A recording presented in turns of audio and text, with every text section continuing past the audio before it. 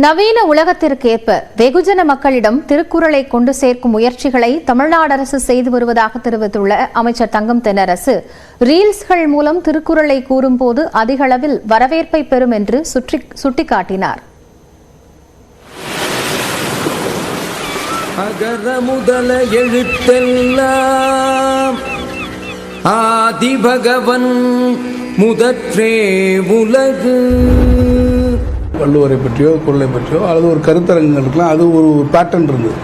இப்போ அதையும் தாண்டி இருக்கக்கூடிய நவீன தொழில்நுட்ப யுகங்களிலே வந்திருக்கக்கூடிய ஒரு வாய்ப்புகள். இன்னைக்கு ஏஐ வந்ததுக்கப்புறம் திருவள்ளுவரே அதை சொல்கிற மாதிரி கூட நீங்கள் கொண்டு வந்து டெபிக் பண்ணலாம்.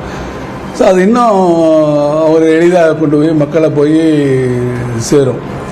எனவே எந்த வகையிலே இளைஞர்களுக்கோ இன்றைய தலைமுறைக்கோ குறளை கொண்டு சேர்த்தால் அவர் இன்னும் விருப்பத்தோடு அதை பற்றி அறிந்து கொள்வார்களோ அந்த இதுக்கு நம்மளை தகவமைச்சுக்கிட்டு அந்த அடாப்டபிலிட்டிக்கு நம்ம கொண்டு வரணும். அதுக்கு இன்றைக்கி இருக்கக்கூடிய தகவல் தொழில்நுட்ப சாதனங்கள் பெரிய அளவில் அதுக்கு நமக்கு உதவி பண்ணுது.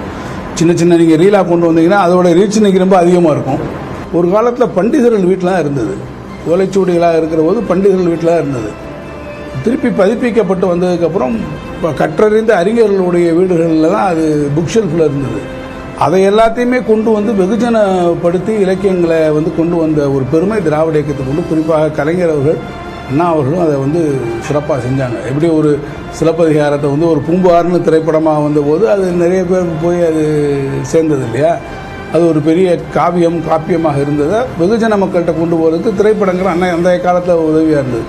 அது மாதிரி இன்றைக்கி இருக்கக்கூடிய அந்த தகவல் தொழில்நுட்ப சாதனங்களோட உதவியால் வேறு விதமான வடிவங்களில் நம்ம அவனை கொண்டு போய் இலக்கியங்களை சேர்க்கலாம். அதில் குறளுக்கு நிறைய ஸ்கோப் இருக்குது.